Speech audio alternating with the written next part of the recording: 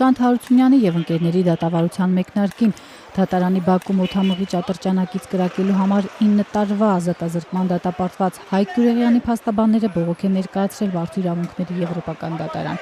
Երևանդ Վարոսյանը եւ Լուսինե Սահակյանը եվրոպական դատարանին ուղղված փաստաթղթում պնդել են, ոստիկանները 32-ամյա երիտասարդի նկատմամբ բռնություններ են գործադրել, մինչդեռ այդ ուղղությամբ արդյունավետ քննություն չի իրականացվել, որևէ մեկը այդպես էլ չի պատժվել։ Հայկ Գյուրեղյանին կենտրոն եւ Նորք Մարաշ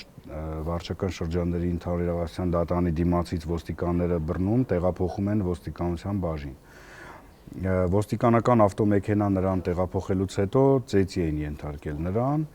ձեռնաշխտաներ հագցրած վիճակում, ապա ծեծը շարունակվել էր նաեւ ոստիկանության բաժնում, մոտավորապես 5-6 ոստիկաններ մեքենայում, մի այդքան էլ ոստիկանության բաժնում նրա նկատմամբ բռնություն էին գործադրել։ Այդ մասին հայտարարել էր նաև Հայկը միջադեպից անմիջապես հետո պնդելով, թե բերման ենթարկելիս ոստիկաններն իրեն ծեծել են թե ավտոմեքենայում, թե արդեն ոստիկանական բաժանմունքում։ Վնասվածքներն արձանագրել էր նաև դատաբժշկական փորձաքննությունը, այդուամենայնիվ գործը հետագայում կարճվեց։ Հիմնականում քննությունը սահմանափակվել էր ոստիկաններին հարցաքննելով, այսպես ասած, որոնք դե բնականաբար պիտի հերքեին։ Ոստիկաններն իրենց ցուցմունքներով, ապա նաև հատուկ հնչական ծառայության քննիչը եկել էին եզրահանգման, որ առկա մարմնական վնասվածքները արդյունք են նրան վնասազերծման։ Երբ որ ոստիկանները նրան ձերբակալում են հենց դատարանի դիմաց, սայթակում վայր են գնում Հայկ Գյուրեղյանը, հետո նրան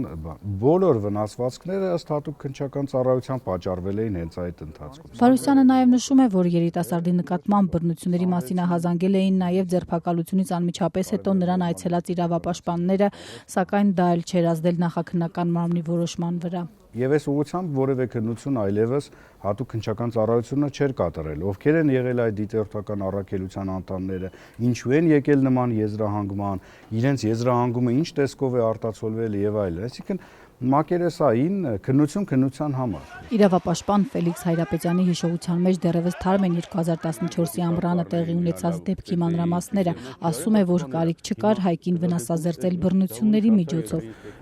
Արդեն ինքը ավտոյից տանիքից սահել էր, ընկել էր եւ դրա համար իրան բռնեցին անմիջապես, դե ոստիկանությունը ոչ մի ջանքեր չգործադրեց,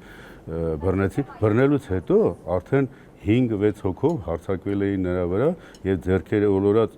շղթայում էին եւ այդ շղթայելու ժամանակ էլ ներքևից ինչքան հնարավոր է նրան ցավ էին պատճառում, որովհետեւ բառացիորեն ես եմ լսել իմ ականջով, որ նա ասում էր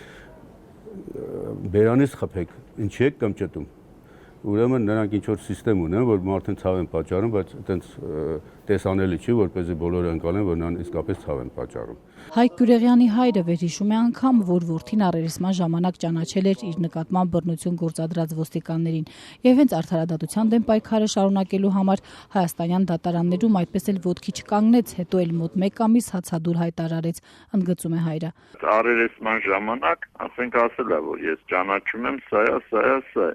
Չի կարելի նման դեպքերում լռել։ Եթե մենք լռենք ու ասենք միևնույն է ոչ մի բան չի լինելու, ուրեմն դա նշանակում է, որ մենք համաձայն ենք ստրուկի կարգավիճակով։ Գյուրեղյանի բռնությունների հայտարարությունից հետո ոստիկանապետ Վլադիմիր Գասպարյանն ազատության հետ զրույցում ասել էր, թե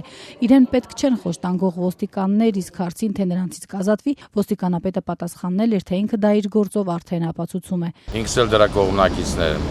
իդեպ, որպեսզի ցանկացած դեպքով ծառայական քննություններ անցկացվի, նյութերը նախապատրաստվի, քրեական գործ հարուցվի, որ ձվի մեջ մազման չկա։ Իրավապաշտպանները մինչդեռ չեն հիշում մեկ ոստիկանի, ով քրեական պատասխանատվության է ենթարկվել քաղաքացիների նկատմամբ բռնություն գործադրելու համար։